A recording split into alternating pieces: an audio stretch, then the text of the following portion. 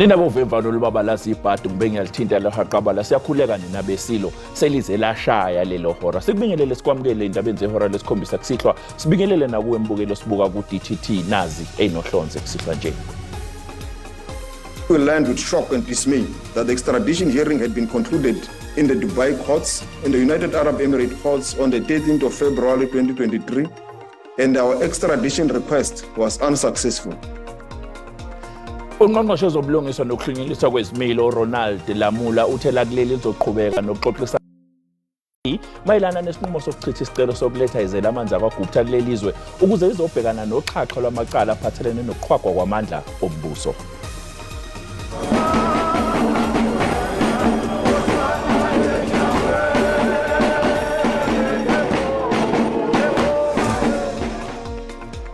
Kuvunguza umoya wobumbano nokuxolelana njengoba amakholwa egubha iphasika emabandleni ehlukene kuzwelonke. Ungqongqoshe zobulungiswa uRonald Lamula uthi uhulumeni waseNingizimu Afrika usazoqhubeka nokuxoxisana nelase United Arab Emirates odabeni lokuthi kulethwe kulelizwe izelamanzi akwaGupta ukuze izobhekana namacala azo la eNingizimu Afrika. Iphathimandla zakuleli yazo zisichithileke isicelo sikahulumeni. Kunembiko eseyiqagula ukuthi uRajesh noEtul Gupta sebethathe ubuzo kwesinye seyiqhinga ezakhele iSouth Pacific. Ungqongqoshe uRonald Lamula uzwakalise ukudumala kwakhe ngesinqumo se-United Arab Emirates sokwenqaba ukuthi kulethwe kuleli zelamanzi zomndeni wakwaGupta. The court found that on the charge of money laundering, the crime in question is alleged to have been committed in the United and in South Africa. In terms of the federal laws of the United Arab Emirates, an extradition can be denied because the United Arab Emirates has the jurisdiction to prosecute the crime. In order for us to successfully prosecute state capture and other high-level corruption cases, we need accused persons, those that are outside of the Republic, to be arrested. We need cooperation from other countries to ensure that these persons are arrested and extradited to South Africa so that they can face trial. Umbiko owashicilelwa ikhomishana eyayiholwa ijaji uRaymond Zondo uchaphazela izelamanzi akwaGupta njengobhongoza abakhulu eqhwageni amandla ombuso. This approach is inconsistent with Article 17 of the United Nations Convention Against Corruption, to which both nations are signatories. Article 17 places a clear requirement on the state parties to obtain clarity on specific matters before refusing an extradition request. Dule umnyango wezobulungiswa wathola isaziso sivela kwelama-Arab sokuthi labo bakwaGupta bafuna uthuli sebeboshiwe. Selijikile manje lase-UAE njengoba selithi incwadi egunyaza ukubopha u-Atul noRajesh yahoxiswa emva kokuthi isicelo sokuthi babanjwe balethwe kuleli sachithwa uhulumeni wakhona. Kusenjalo mbukeli umholi we-IFP uvele inkosi Nhlabisa uphawulile mayelana nokuchithwa kwesicelo sokuthi kubuye izelamanzi akwaGupta la eNingizimu Afrika. South Africa has failed many times. The issue of Bushiri, the issue of Senzo Meyiwa case is not giving any hope. The issue of AKA, even now, we are not having something tangible that tells us what is the progress in such a brutal killing. The issue of Dr. Nandi, where a corpse was taken to prison and was burnt there. It's a disgrace to have a government that is failing in every angle. Can it be law? Can it be service delivery issues? Can it be dealing with unemployment? Really, we are so unfortunate. That is why we are a country in despair. But the people of South Africa must not lose hope. Iphini likaMengameli wezwe uPaul Mashatile lithi kusukela ngenyanga ezayo uzohambela zonke izifundazwe yokubhekana nenqinamba zokuthunyelwa kwezidingo emphakathini. uMashatile ubekhuluma emva kokwethamela inkonzo yephasika ebandleni iGrace Bible ebibanjelwe enkundleni yezemidlalo iOrlando eSoweto. Walk this journey with you as you worship the Lord. Let's work together because, as the bishop said, our nation needs healing. In the time of despair, we need the church to work with us. Bishop Sono, You prayed for us this morning, all the leaders. Let me thank you for that, because the president has asked me to go all over the country. The president wrote to me and said, I want you to go out because our people have problems. There are service delivery problems everywhere in the country, and I want you to go and intervene. So I'm starting that journey next month, and I know as I do so, your prayers will be with us. Kunxuswa umphakathi wasesifundazweni iGauteng namaphethelo ukuba uhambele kude nemfula ngenxa yokuqubuka kwesifo sohudo esifundazweni. Sikhuluma nje mbukeli sekushone umuntu oyedwa ngenxa yalesifo. Ngakho ke kunxuswa amabandla ayimisele ngokuyobhabhadisa abantu emfuleni kuleli phasika ukuba ihoxise ngenxa yobucayi besifo sohudo esiqubukile. Njengoba kuyimpela sonto yephasika kuvamile ukuthi eminye imifula isetshenziswe ukusingatha izinkonzo zokubhabhadisa. Ngeshwa isifo sohudo esiqubuka eGauteng sibeke engcupheni impilo yamakholwa angase anikele emfuleni ukuyobhabhadiswa. Omunye wabefundisi endaweni uthi nakuba elakhe ibandla lingabhabhadisi abantu emfuleni kepha kwamanye amabandla kuyenzeka. We do baptism, but we're not using the rivers. As you can see, we've got a huge space. We've got a space that we've made for our baptism. We've got a big pool for our baptism. But I know of churches that comes in the river more often for baptism, but we're not going there. Isexwayiso malungana nalesifo sikhishwe emva ukuthi kutholakala abantu abayishumi nomuvo asebehaqwe yilesifo noyedwa esimgojele eGauteng. The Easter period is a season that is full of many religious activities, including the rite of baptism that many people in the Christian faith undergo. It is for this reason that the Gauteng Department of Health has made to faith-based organizations to not put their and to rather conduct their baptisms in safer environments. Njengoba iningi lemicimbi yokubhabhadisa ivame ukwenziwa ngesonto lephasika, enye inkathazo izinga lokuhlanzeka kwamanzi uqinisekisa ukuphepha kwabasuke bebhabhadiswa. Nyakenye kwehla umshophi kumenza abantu ababebhabhadiswa khona kubo nengane emfuleni iUkskay kulandela ukuhlasela kwemvula enamandla eyadala izikhukhula. Kusenjalo njengoba kuyiphasika namhlanje amakholwa athe echithisa emabandleni ehlukene kuzwelonke edumisa ongabonwayo embombela khona bekushunyayelwa ivangeli lokuxolelana kanye nobumbano einkonzweni ezikhethekile zephasika. Amabandla ahlukene agcwale phama kulempela sonto njengoba amakholwa edumisa futhi ekhumbula ongabonwayo. Our preaching for those 7 words will make sure that the congregants accept this message and not put in themselves, to the world. Leli bandla lona lisebenzise usuku lwanamuhla ukushumayela ivangeli lokuxolelana kanye nemvuselelo.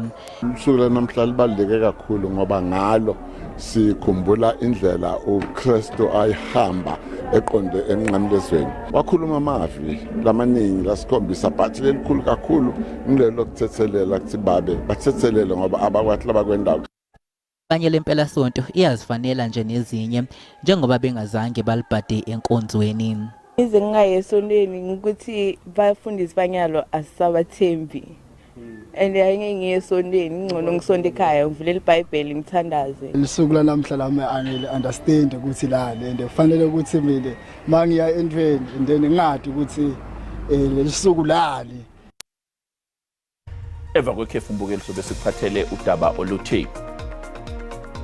The Constitution creates a mechanism which effectively directs the President to bring that application in the Constitutional Court. Ongoti bezomthetho bathi umengameli wezwe uCyril Ramaphosa ngenikele enkantolo yomthethosisekelo mayelana nodaba lwamagama engeziwe kulawo ali12 aphakanyiswe njengamalungu ebhodi leSABC kepha bathi mancane amathuba okuthi aphumelele. Lolo daba ke lungelinye zendaba ezobe siyiphethe uma ngabe sibuye itolo kwakho ukuhlala nathi. Siyabonga.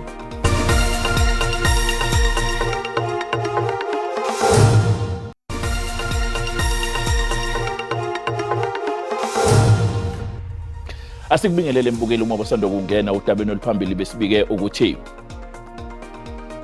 uhulumeni wakuleli uthi umangele ukuzwa ukuthi United Arab Emirates isichithile isicelo sokufuna ukuletha izela amanzi akwagupta kuleli izwe ukuze zizobhekana namacala aphathelene nokuqhwagwa kwamandla ombuso. Khumbula ke mbukeli ukuthi lezi ndaba ikhona na ku YouTube okumele ukwenze wena ngena kuyona uyicinga ngamagama athi SABC Izindaba ngiyakuthembisa uzoyithola zonke. Umengameli wezwe uCyril Ramaphosa unelungelo lokuya enkantolo yomthethosisekelo umengeneme ngamagama engeziwe ebhodini leSABC kodwa ke ongoti bezomthetho bathi lokhu akusho ukuthi uzophumelela. Bathi umengameli nganikele enkantolo yomthethosisekelo njengoba yena kanye nePhalamende bengaboni ngasolinye odabeni lokuqokwa kwamalunga amasha ebhodi leSABC. The Constitution creates a mechanism which effectively directs the president to bring that application in the constitutional course, because what would have happened in this scenario would be two spheres of government not coming to agreement with respect to the powers of either of them. So essentially, the President and the National Assembly would not be agreeing as to what the powers of the National Assembly are with respect to the appointment of SABC non-executive board members in this respect, and that dispute would fall to the Constitutional Court. Umengameli wazwakalisa ukukhathazeka ngamagama amathathu engeziwe kulawo ali-12 aphakanyisiwe. Kepha ikomiti lasePhalamende lona lithi umthetho awulivimbeli ukuthi lengeze amanye amagama. The long and short of the conclusion is that the Act does not preclude you. In so many words say you can create a reserve pool, but it doesn't preclude it. Leli komiti litshelwe nokuthi Ramaphosa ubamba iqhaza elingemqoka kangako eqokweni kwebhodi. The power of the president in this case to appoint is really a formality, unless there are legally valid reasons why candidates that have been recommended are not appointable. Ihhovisi lamengameli lenqabile ukuphawula. Abagibeli bematekisi ahamba amabanga amade esifundazweni KwaZulu-Natal banxuse ukuthi kwandiswe amaphoyisa emgwaqeni ngalempela sonto yephasika. Lena ngenye yamarenki amatekisi ematasa kakhulu eThekwini. Abagibeli lapha bahambela indawo ezikude zakoNongoma nakoPhongolo nabanye ababheke ngaphandle kwaleli eMozambique naseSwatini. Abagibeli banxusa ukuba abashayeli bayiphathe kahle emgwaqweni. Uvalo likhona ngoba phela sabantu siyaphila emhlabeni, kodwa ke themba ukuthi uhulumeni wethu khona imizamo ayenza ukuthi amaphoyisa abe khona emgwaqweni aqaphe isimo. Ikhalo nje ukuthi abashayeli bashayele kahle emgwaqweni bangaphuzi bangadaka bangagijimi kakhulu. Abashayeli bathi baqinisekisa ukuthi nabo bayilandela imithetho yezemgwaqo. Ngenhlanhla enkulu imoto engihamba nayo ispeed sakona silimitiwe, angazi ngibe nayo inkinga yespeed okwamanje. Abanye abagibeli bathi abashayeli babo baqinisekisa ukuthi bathatha ikhefu ukuze babuye baqhubeke nendlela bengakhandlekile. Lena kuyinsuku zamaphasika and kuba nezingozi eziningi. So ke siyanxusa uNkulunkulu ukuthi akasisize ahambe nathi sikhonze kahle. Babala engiyakhona bajayele ukuthi mesifike nelimoti bathatha ikhefu, so ngicabanga ukuthi bonke odrayiva kumele bathole indawo mhlawumbe nje after 2 hours bethi ukuphumula kancane even for 15 minutes. Abagibeli bathi ngaphandle kokunyuka kwemali yokugibela ngeke bengaguduki kuyochitha amaholidi nemndeni yabo. Iziphathimandla zinxusa ukuba bonke abasebenzisa imigwaqo baqikelele ukulandela imithetho yemigwaqo. Eyindabeni ze-SABC nginguvusi Khumalo eThekwini. Mbukeli sikubuze ukuthi ngabe yini ozoyenza ukuqinisekisa ukuphepha kwakho kanye nabanye abantu abasebenzisa umgwaqo kulesikhathi sephasika. Waphendula kanje. Okubalulekile mawuhamba emgwaqweni ukushayela ngokucophelela kanye nokubekezelelana. Lokho kuzosiza wena kanye nalabo uhamba nabo emgwaqweni. Into engasike ndiyibongoze ko-driver belizwe loMzantsi Afrika baqhube ngomonde ezindleleni bangaleqi, ndiphinde futhi ndibaqhwabele izandla ngoba khange sibone i-high rate nokuphezulu unyaka ophelileyo ka-2022. Into eyenze ingozi apha ezindleleni ngabantu. Okokuqala baphuma abantu bezindlini ngoba ixesha belibekiwe. ukugcina imithetho yemigwaqo bekezelelana kungashayela uphuzile ugijimisa imoto overtake la kungafanele khona kuyosenza siphephe ney'ngozi inciphe. Engizakwenza mna ngizawuqinisekisa into yoba kwimoto esikhwele kuyo ayikho i-overload kwaye no-driver akekho kwimpembeleko zokutywala. Zinto ezizazijonga ezo.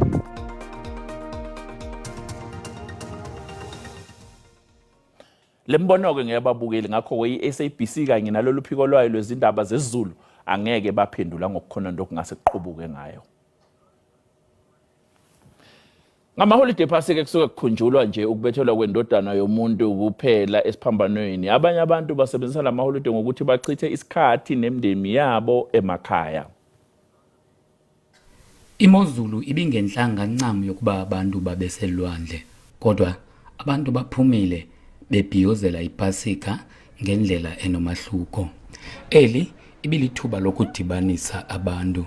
Suke egcuka ngokwayo onde uba mandizochitha elisuku lesi-Easters nefamily yam. Sikhethe ukuzospenda iPasika abangaselwandle since izolo. It was ibirthday yomfazi wam, so sidecide uba sizophola abangaselwandle namhlanje sisi-enjoy iPasika abangaselwandle. Ibikwalixesha elimnandi ke kosomashishini. Apha elwandle siyancedakala nge-big days, iintsuku zeholide ezifana neChristmas, neNew Year, ne-Good Friday, Easters, kuba bhetelana. Kodwa phakathi enyakeni asikwazi ukubeka ukutya etafileni. Masipala uye waqinisekisa ukuba abakhenkethi kunye nabahlali baziva bekhuselekile.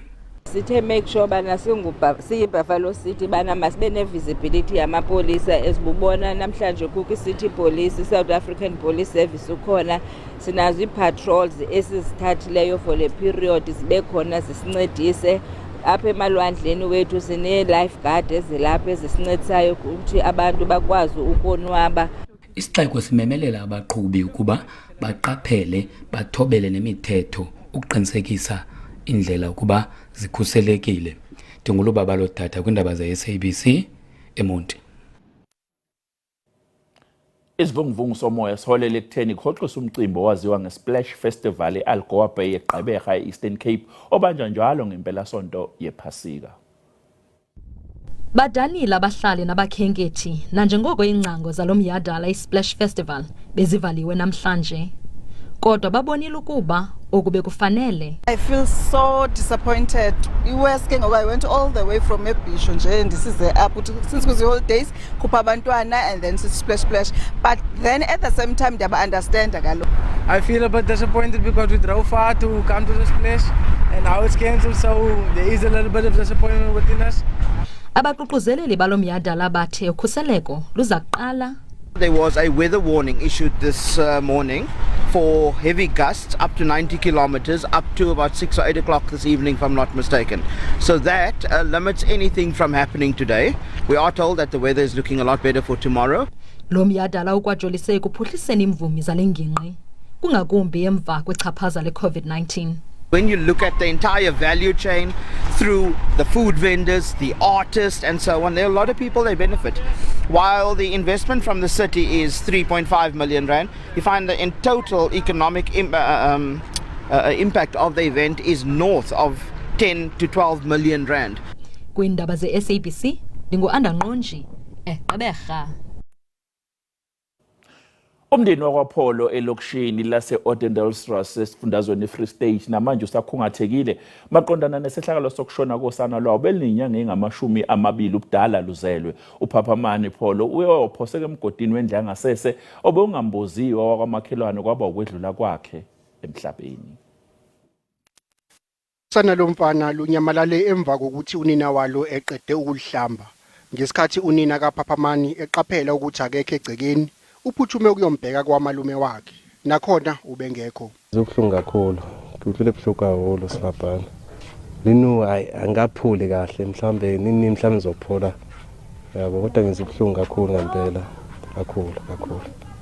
Umakhelwane okuyilapho okwenzeke khona umshophi uthi uvuswe umsindo wesililo sikamama wosana. Kungiphethe kabi ukuthi isehlakalo senzeke egcekeni lami bengingakulindeleke ukuthi kungenzeka lokhu akekho nhlobo bekulindele. Umasipala wendawo iMajabeng uthi yonke imisebenzi engaqediwe okuhlanganiswa nokuqedwa kohlelo lwezindlu zangasese zemgodi kuzobekwa phambili kumklamo omusha wonyaka wezimali zika 2023 no 2024. Thina singumasipala waseMachabeng sisebenza nephondo MEC wethu uToto sesivumelene nayo kokubana ingxaki sinazo ze-toilet e-Ward 23 nase-Ward 24 nase-Ward 22 nase-Ward 3 eHenneman. Sizawusebenza kanzima kulonyaka wemali ka-2023 and 2024 ukubona ba zonke iproject ezingange ziphele. Usana luzofihlwa kusasa. Ngikubingele mbukele emakhaya ngiphinde ngikwamukele isimo sezulu ake sibheka amazinga okushisa kanjani uzoqaphela ke nje mbukele kakhulukazi ngempela lapha nesifundazweni sase Western Cape imvula zimi nje ku60% kanti ke lapha nesifundazweni sase Eastern Cape koGqeberha singalindela nje amathutshana emvula ame ku40%. Thanda futhi ukuthi izulu ngabi lihleke lapha nesifundazweni sase Free State nje amathuba emvula ku30% limboze ngamafuke lapha esifundazweni sakaZulu Natal kanti ke kusasa singaphinde nje futhi vula ikakhulukazi nje lapha koGqeberha komthatha zimi nje ku60% kanti ke lapha nesifundazweni sase Western Cape singalindela nje u30% wamathutshana emvula kuyana kanjalo lapha nesifundazweni sase Free State singalindela nje lwa30% wamathutshana emvula kanti ke amazinga okushisa kusihlwa ame kanje masibheke nje lapha koKapa lodumo singalindela nje 14 eUppington 16 lapha ke Vryburg u13 eKimberley u14 eGolike waNdonga zaduma koSoweto singalindela nje 13 ePretoria 13 eBethlehem u10 lapha ke Mnambithi singalindela nje 13 lapha ke Mgungundlovu 15 eThekwini u20 eEast London u18 kanti ke amazinga okushisa kusasa ame kanje masibheke nje lapha eKapa lodumo u20 liyashisa ke eUppington ngo28 liphalaphala u33 eGoli u27 eLarrysmith u30 Ndlovu u28 Richards Bay u29 eThekwini kwaMashu eMlando East London u22 Gqeberha u21 ngisibeka lapho ke isimo sezulu sanamhlanje kusihlwa mina ke ngiyintombi kaMadlamini ulangelihle ngoba libalele konke kufeziwe.